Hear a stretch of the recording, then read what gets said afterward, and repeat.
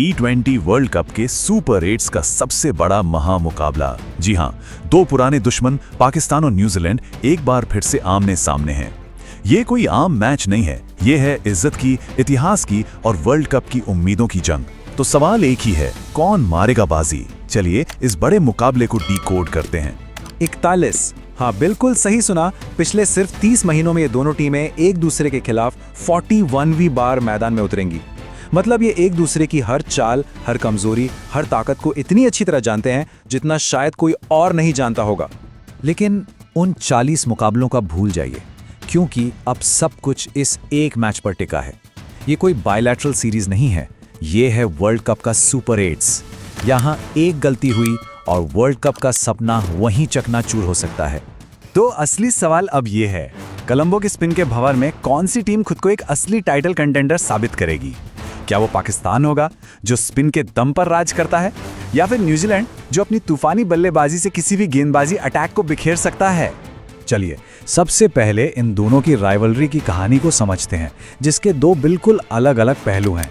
एक कहानी है जो हाल के रिकॉर्ड्स बताते हैं और दूसरी कहानी है जो वर्ल्ड कप जैसे बड़े मंच का सच बयां करती है। अब जरा इन आंकड़ों पर नजर डालिए, सारा ट्विस्ट यहीं पर है। पिछले 16 T20 मैचों में न्यूजीलैंड ने 12 में जीत हासिल की है, मतलब एक तरफा दबदबा। लेकिन जैसे ही स्टेज वर्ल्ड कप का आता है ना, पूरी कहानी ही पलट जाती है। पाकिस्तान 5-2 से आगे है। ये साफ बताता है कि जब प्रेशर सबसे ज्यादा होता है तब पाकिस्तान का पलड़ा भारी रहता है। और अगर हम हालिया फॉर्म की बात करें तो मामला एकदम टक्कर का है। पाकिस्तान ने अपने पिछले 5 में से 4 मैच जीते हैं, उनका मोमेंटम जबरदस्त है। लेकिन न्यूजीलैंड भी ज्यादा पीछे नहीं, वो भी जीत की पटरी पर लौट आए हैं। मतलब मुकाबला तो कांटे का होना तय है। अब आते हैं उस सबसे बड़े फैक्टर पर जो इस मैच की किस्मत तय करेगा, और वो है कोलंबो का मैदान और यहाँ की पिच। ये पिच स्पिन गेंदबाजों के लिए किसी जन्नत से कम नहीं मानी जाती, जो कि पाकिस्तान के लिए एक बहुत बड़ी खुशखबरी है। देखिए, यहाँ पर पाकिस्तान को एक तरह से होम एडवांटेज मिलने वाला है। उन्होंने हाल ही में यहीं पर एक शाम का मैच खेला है। वो पिच के मिजाज को, ड्यू फैक्टर को, सब कुछ जानते हैं। उनकी पूरी टीम ही स्पिन के इर्द गिर्द बनी है। दूसरी तरफ हैं कीवीज, जो अब तक तेज पिचों पर खेलते आ रहे हैं। अब उन्हें रातों रात अपनी पूरी स्ट्रैटेजी और टीम कॉम्बिनेशन बदलना होगा। ये एक बहुत बड़ी चुनौती है। अगला मोर्चा है बल्लेबाजी का, जहां दो बिल्कुल अलग अलग फिलॉसफी की टक्कर होने वाली है। एक तरफ है पाकिस्तान का हाई रिस्क हाई रिवॉर्ड वाला तूफानी अंदाज, और दूसरी तरफ है न्यूजीलैंड की भरोसेमंद और लगातार रन बनाने वाली फायर पावर। देखते हैं कौन सी अप्रोच इस जंग में भारी पड़ती है।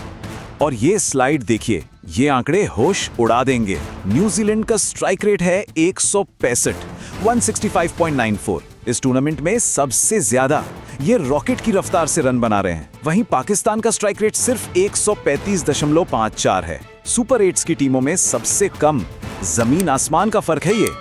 लेकिन बात सिर्फ रफ्तार की नहीं है, उनके पास ठहराव भी है। न्यूजीलैंड ने इस पूरे टूर्नामेंट में अब तक सिर्फ 14 विकेट खोए हैं। ये दिखाता है कि उनकी बल्लेबाजी में आक्रामकता तो है ही, साथ में गजब की कंसिस्टेंसी भी है। यह पाकिस्तान के गेंदबाजों के लिए एक बहुत बड़ी सिरदर्दी होने वाली है। और वहीं दूसरी तरफ है पाकिस्तान का टॉप ऑर्डर। टैलेंट तो भरपूर है, लेकिन परफॉर्मेंस वो अब तक दिखी नहीं है। सैम अयूब और कप्तान सलमान अली आगा जैसे बड़े नाम लगातार फ्लॉप हुए हैं, जिसका सारा का सारा प्रेशर एक अनुभवहीन मिडिल ऑर्डर पर आ जाता है।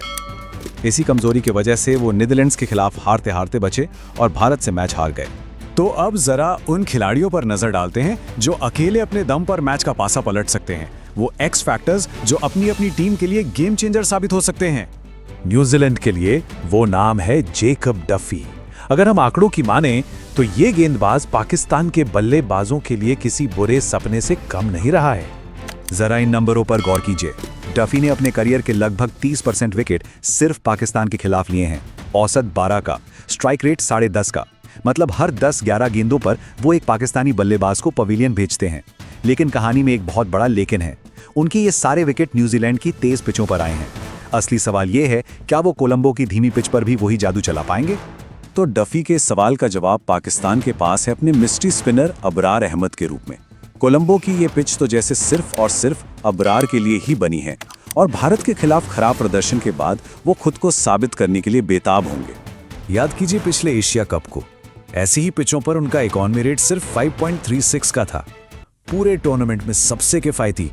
ये दिखाता है कि जब पिच से मदद मिलती है तो वो कितने खतरनाक हो सकते हैं।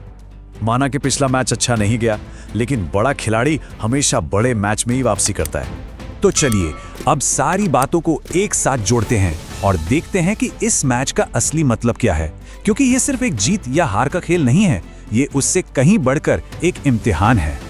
देखिए, इस वर्ल्ड कप में अब तक इन दोनों टीमों को मिडिल पावर की तरह देखा गया है। छोटी टीमों को तो इन्होंने आसानी से हरा दिया, लेकिन जब सामना भारत और दक्षिण अफ्रीका जैसी सुपर पावर से हुआ तो ये ढेर हो गई। ये मैच एक मौका है ये साबित करने का कि इनमें से कौन है असली सुपर पावर बनने का दावेदार। तो जीत का फॉर्मूला बिल्कुल साफ है। न्यूजीलैंड के लिए सवाल है, क्या उनकी आग उगलती बल्लेबाजी कोलंबो के स्पिन के जाल को तोड़ पाएगी? और पाकिस्तान के लिए सवाल है, क्या उनका विस्फोटक लेकिन नाजुक टॉप ऑर्डर उस पिच पर एक साथ गरजेगा जो उनके गेंदबाजों के लिए बनाई गई है? जिसका जवाब हाँ में होगा, जीत उसी की होगी। तो 41 मुलाकातों के बाद आखिरकार फैसले की घड़ी आ गई है। कौन सी टीम यह साबित करेगी कि वो सिर्फ एक मिडिल पावर नहीं बल्कि T20 वर्ल्ड कप खिताब की असली हकदार है? इसका जवाब हमें जल्द ही मैदान पर मिलेगा।